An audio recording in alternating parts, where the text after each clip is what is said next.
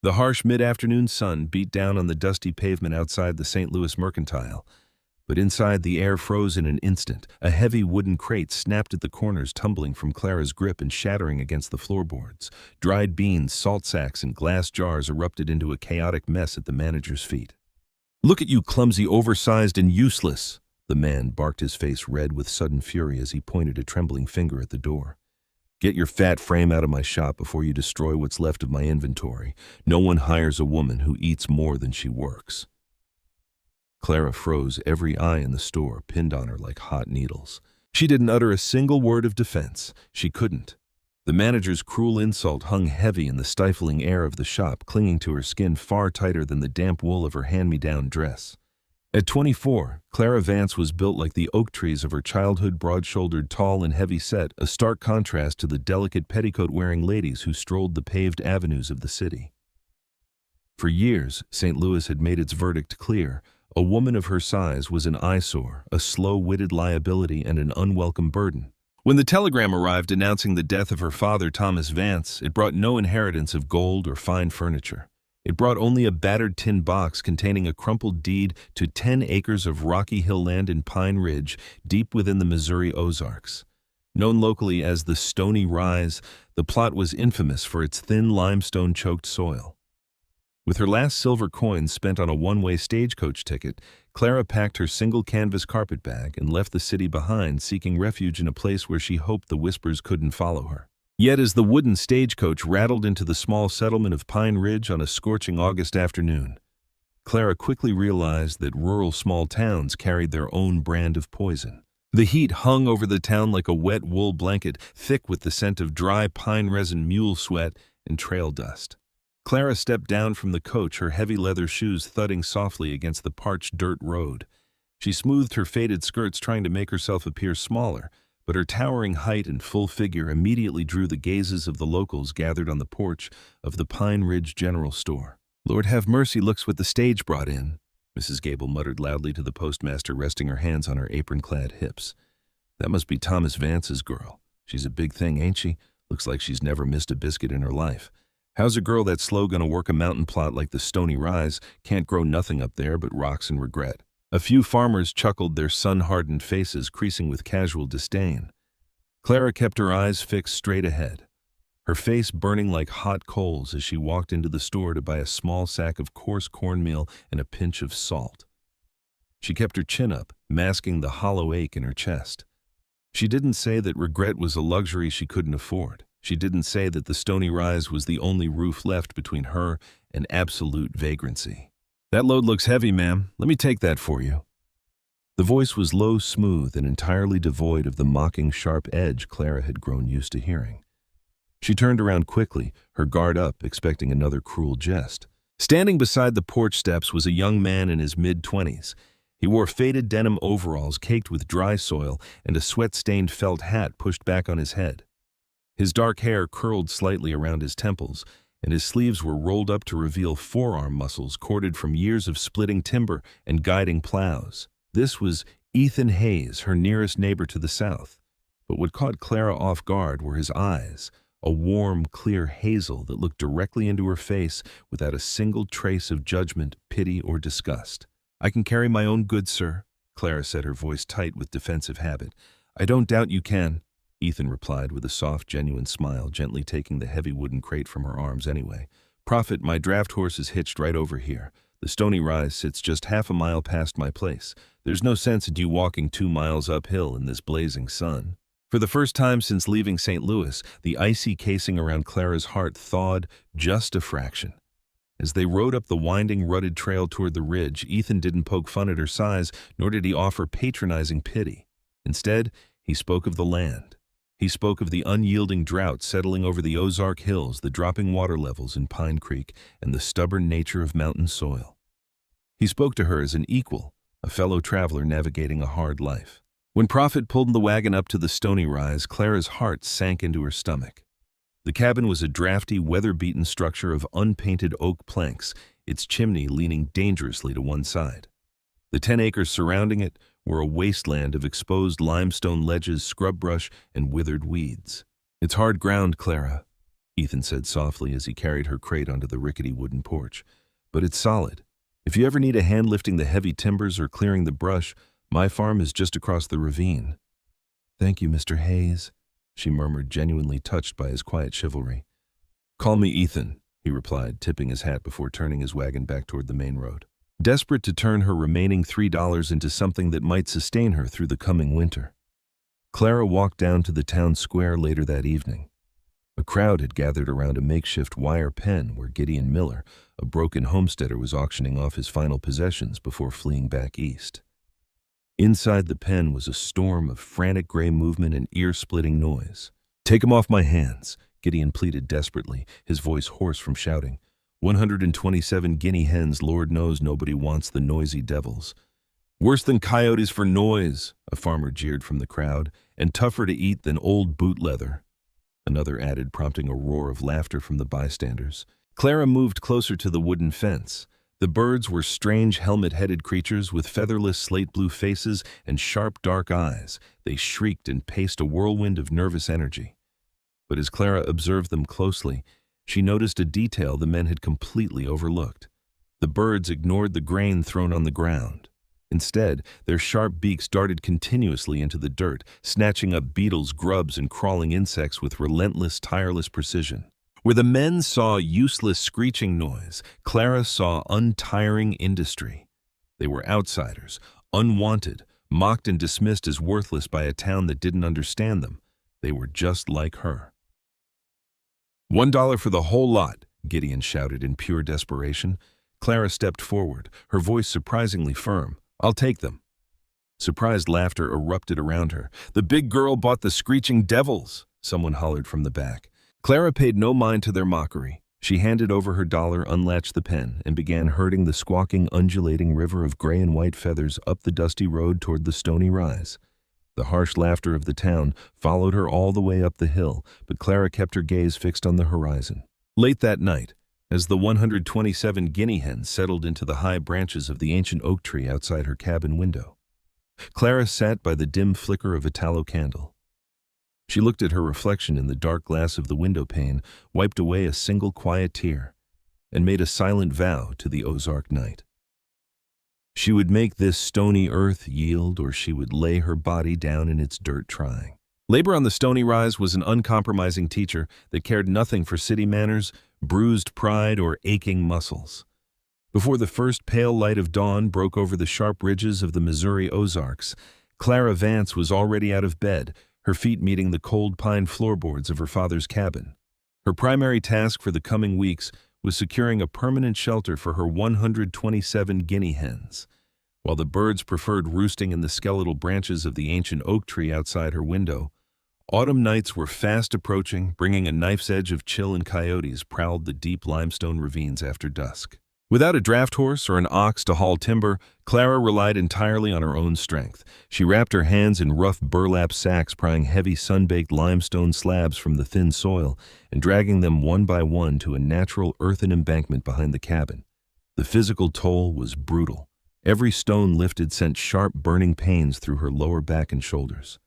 Sweat soaked through her faded cotton blouses, mixing with the fine red dirt until her skin was caked in grimy mud.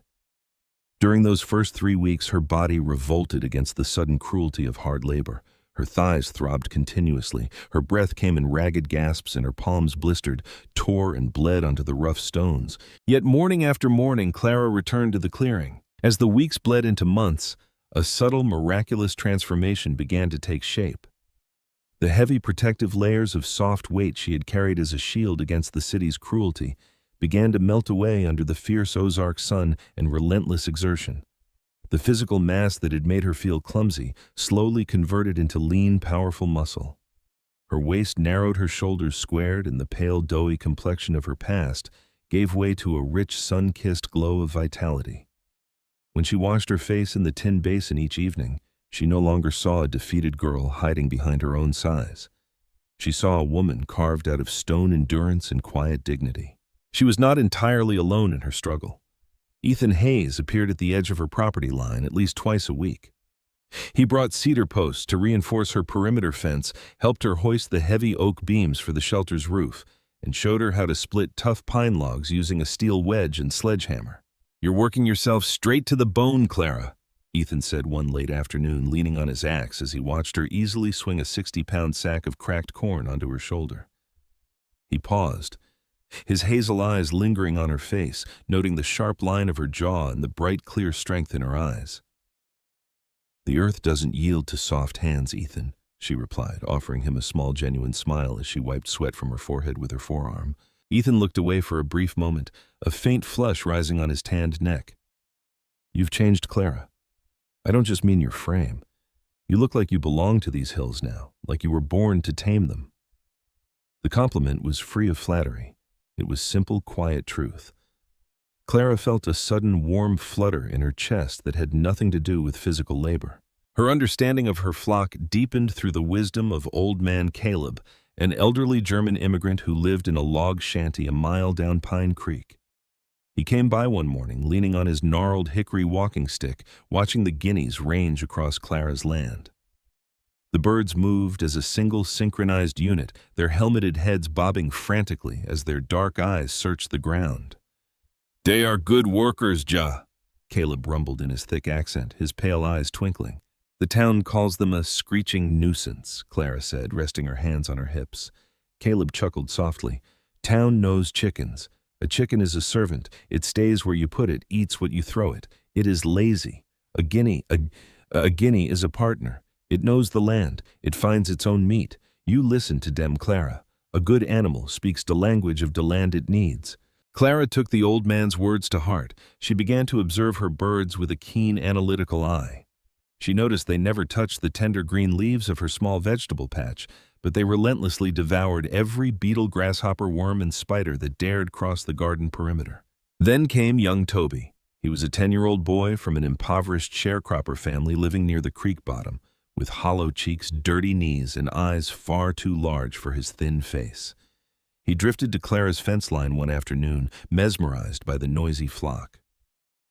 "They're funny-looking birds, Miss Clara," Toby remarked, leaning his small frame against the top rail.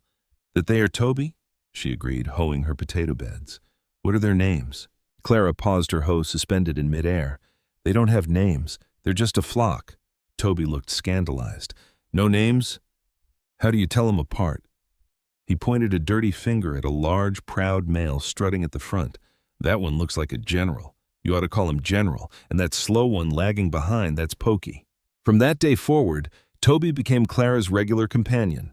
After his family chores were finished, he would run up the hill to help her haul water buckets and name the flock. There was Screech, Chatterbox, Tripwire, and a trio of identical gray females he dubbed the Three Graces.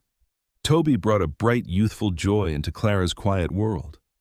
In return, Clara shared her humble meals with him, packing thick slices of fresh cornbread spread with wild blackberry jam into his coat pockets for his younger sisters. By the following June, Clara's half-acre garden was an oasis of vibrant green against the parched brown of the surrounding hills. While Mrs. Gable at the Mercantile complained that squash bugs had ruined her vines and neighboring farmers grumbled about potato beetles stripping their crops, Clara's vegetables flourished without a single blemish. Her guineas were an impenetrable feathered perimeter guard, stripping the soil clean of every creeping pest. When Clara loaded her wooden handcart with crisp green beans, heavy yellow squash, and deep red tomatoes to sell in town, the people of Pine Ridge were stunned. They stared not only at the flawless produce, but at Clara herself. The timid heavy girl who had driven a flock of screeching birds up the hill a year ago was gone. In her place stood a tall, striking, sun-browned woman whose confidence radiated like the midday sun. As she sold out her produce within an hour, pocketing silver coins that guaranteed her independence, Clara felt the mathematical equation of her life shifting. Yet beneath her success, a quiet tension hung in the summer heat. The drought was worsening daily.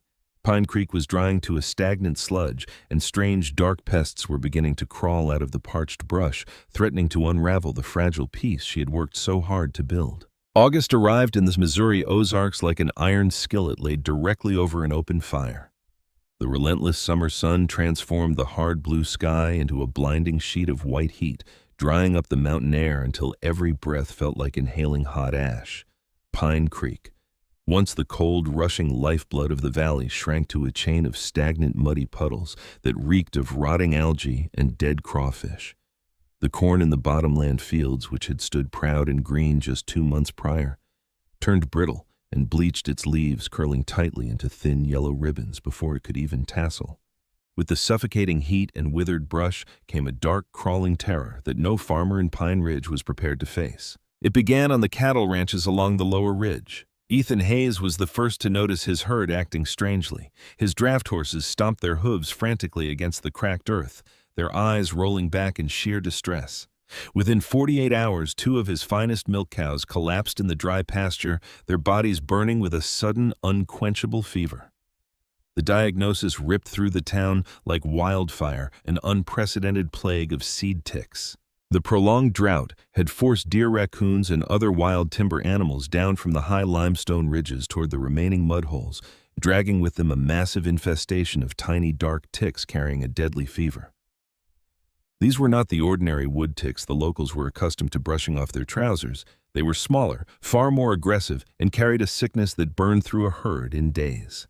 Within 2 weeks, the valley fell into a state of blind panic. Plumes of acrid black smoke choked the horizon as desperate farmers burned their own pastures in a futile effort to scorch the pests out of existence. It did no good. The ticks had already taken refuge in the dry leaf litter, the scrub oak brush, and the cool shade beneath the cattle pens. Soon the fever leaped from the livestock to the human population. Mrs. Gable was the first to fall ill, her body racked with violent chills and a burning temperature that no cold compresses could break. Within days, 4 more families were tending to sick children, their windows shuttered tight against the dust. Pine Ridge became a town of closed doors, fearful whispers and silent despair. Through it all, the Stony Rise remained an island of uncanny, untouched peace. Clara's deep limestone well continued to draw cold, clear water. Her garden, protected by its lush soil and careful mulching, produced sweet squash and heavy tomatoes.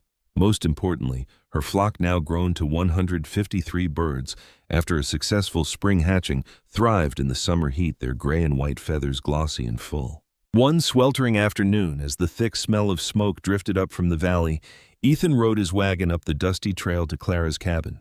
He looked hollowed out by exhaustion. The dark circles beneath his hazel eyes spoke of sleepless nights spent tending to his dying herd and worrying over his sick mother. "I lost another steer this morning, Clara," Ethan said softly, his voice raspy as he rested his forearms on the fence rail. "If this fever doesn't break soon, I'll lose the entire herd before autumn. My mother is bedridden now, burning up with the same chills." Clara's heart ached for him. She stepped up to the wooden fence and gently placed her sun-browned hand over his rough, calloused knuckles. Ethan looked up. His eyes filled with raw fatigue, and for a fleeting moment he turned his hand over to interlock his fingers with hers, finding an anchor in her solid, calm presence. "We will find a way through this, Ethan," she whispered, her voice steady and full of resolve. At that moment, young Toby ran out from behind the stone coop holding a young guinea hen in his hands. "Miss Clara, Mr. Ethan, come quick," the boy cried out, his young voice cracking with panic. "General's got black specks all over his legs." Clara's blood ran cold. She let go of Ethan's hand and rushed across the yard, dropping to her knees in the red dirt. Ethan followed close behind, kneeling beside her. Toby carefully handed over the big male bird. Clara gently parted the dense gray feathers around the bird's bare legs and neck. What they saw left them both speechless. The bird's skin was crawling with dozens of tiny, dark seed ticks, but not a single tick was attached. They were scrambling frantically, trying to escape the bird's dense plumage. And as Clara held General still, another guinea hen matron waddled calmly over, stretched her neck, and began picking the ticks directly off General's legs, swallowing them one by one like sweet grains of corn. Ethan gasped, his eyes widening in shock as he looked from the birds to the surrounding pasture. "They're eating them," he whispered in sheer disbelief. "My God, Clara, your birds are eating the ticks." The sudden world-altering realization struck Clara like a thunderbolt. Her flock didn't just hunt garden beetles. Their entire existence was a ceaseless, systematic extermination drive. Heck, peck, swallow. Heck, peck, swallow. A single guinea hen could devour hundreds, if not thousands, of crawling pests every single day. Her land wasn't just lucky, it was clean. Her 153 birds were a walking, squawking army that had sanitized every square inch of the stony rise. Before they could fully process the discovery, the heavy rumble of polished carriage wheels echoed up the trail. A sleek black buggy pulled up to her gate, driven by Silas Sterling. Sterling was the wealthiest cattle speculator in the county, a ruthless man who held the banknotes on half the failing farms in Pine Ridge. He stepped down from his carriage, wiping his neck with a silk handkerchief, his cold eyes sweeping over Clara's thriving garden and healthy flock with bitter, calculating envy. He had already lost 40 head of cattle, and his financial grip on the valley was slipping. "Miss Vance," Sterling began, his voice dripping with false patronizing warmth, "a tragic plight has struck our valley. As head of the town council, I'm offering to take this difficult land off your hands. $50 for the deed to the Stony Rise. Enough for a single woman like you to pack up and move back to a comfortable life in the city." It was not an offer. It was a desperate, thinly veiled threat to gain control of her land and its reliable spring water. Ethan stood up, stepping between Clara and the speculator, his fists clenching at his sides. "Her land is not for sale, Sterling." Sterling's eyes flashed with venom. "Mind your tone, Hayes, before the bank forecloses on your dying farm. Miss Vance, think carefully. A woman alone on a mountain plot can suffer many unexpected accidents during a crisis." Clara stood tall, meeting Sterling's furious gaze without a single tremor of fear. I'm not selling, Mr. Sterling. Not today, and not ever," Sterling sneered, climbing back into his buggy. "Stubbornness is a poor coat to wear when the winter comes, Miss Vance. You'll regret this." He whipped his horse and drove off in a cloud of choking dust. Clara watched him disappear down the trail, her jaw set like granite as an audacious plan took root in her mind. She turned to Ethan, her eyes blazing with newfound purpose. "He thinks we are helpless, Ethan. He thinks the fever will break us. Tonight, we take my flock to your farm." Under the dark canopy of a moonlit night, Clara, Ethan, and young Toby loaded 50 of the strongest guinea hens into wooden crates and hauled them down the rutted trail to the Hayes homestead. The farm felt heavy with despair, the air thick with the stifling smell of dry dust and sickness. When they opened the crates in the dirt corral, the birds exploded out into the gloom, immediately forming a tight, disciplined perimeter line. Heck, peck, swallow. Their heads bobbed with rapid mechanical precision as they swept across the yard, picking the dark, fever-bearing ticks from the fence posts, the dry grass, and the legs of the weary cattle. For 3 days, the flock patrolled Ethan's land. On the morning of the 4th day, the change was nothing short of miraculous. The suffocating weight of infestation had lifted entirely. The ticks were gone from the pastures, and Ethan's remaining cattle stood at the wooden trough, drinking eagerly as their fevers broke. Inside the farmhouse, Ethan's mother opened her eyes, her skin cool and her breathing steady for the first time in weeks. Tears cut through the dust on Ethan's cheeks as he stood on the porch, taking Clara's hand in his. He did not offer empty praise. He simply looked at her with a quiet, profound devotion that needed no words. Word of the miracle at the Hayes farm spread through Pine Ridge faster than the drought itself. The very neighbors who had once mocked Clara Vance as an oversized, foolish girl with screeching birds now lined up at her gate in a humbling procession. They brought no insults, only tearful pleas for help. Clara harbored no bitterness. Remembering old man Caleb's wisdom about partnership, she organized a community rescue effort, dividing her 153 birds into 10 smaller lending flocks. With young Toby keeping meticulous records in a small leather notebook, the birds rotated from farm to farm.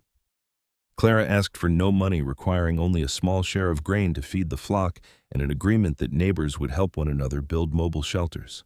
Within 3 weeks, the tick plague was broken across the valley. The livestock recovered, the human fevers vanished, and the frantic chattering of the guinea hens, once considered the most annoying sound in the hills, became the sweet, comforting music of salvation. This public victory shattered Silas Sterling's plan to buy up ruined properties for pennies. Driven by venomous pride and desperate to regain his grip on the county, Sterling summoned an emergency town meeting at the Pine Ridge Town Hall, intent on using his authority to confiscate Clara's flock under the pretense of official pest control. The hall was packed to the rafters, the air thick with sweat and anxiety. Standing behind the oak podium, Sterling slammed his fist down, declaring that a lone, uneducated woman could not be trusted to manage a county-wide crisis. "She claims she has 153 birds," Sterling bellowed, his face purple with rage. How do we even know her count is accurate? For all we know, she is hoarding them while our cattle die." A tense silence fell over the room. Before Ethan could step forward, 10-year-old Toby stood up on his wooden chair, his young voice ringing clear across the hall. "It's 153, the boy shouted. "It was 154 2 nights ago, but one of the young hens went missing from the stone coop on Tuesday evening." Clara stood up slowly, her tall, commanding figure drawing every eye in the room. Her hazel eyes locked onto Sterling with razor-sharp intensity. "Toby is right," Clara said, her voice dropping to a calm, deadly quiet that cut through the hall. "A single bird went missing from my locked coop late Tuesday night. Tell me, Mr. Sterling, how did you know my count was off by exactly one bird before anyone in this town mentioned it?" Sterling froze. The color drained from his face as he realized he had walked straight into his own trap. He had secretly sent a hired hand to steal a bird that night, to test if it really ate ticks, never imagining Clara kept such a precise count. The room erupted into angry shouts. Mr. Gable stood up, slamming his hat onto his knee as he denounced Sterling's greed. Exposed and disgraced, Sterling grabbed his coat and fled down the center aisle, leaving Pine Ridge forever. By the following spring, the rains returned to the Ozarks in gentle, nourishing sheets. Pine Creek swelled back to its banks, and the valley bloomed in a vibrant blanket of green clover and wild, black-eyed Susans. The Stony Rise was no longer a barren plot of rock and regret. It was the prosperous heart of a healed community.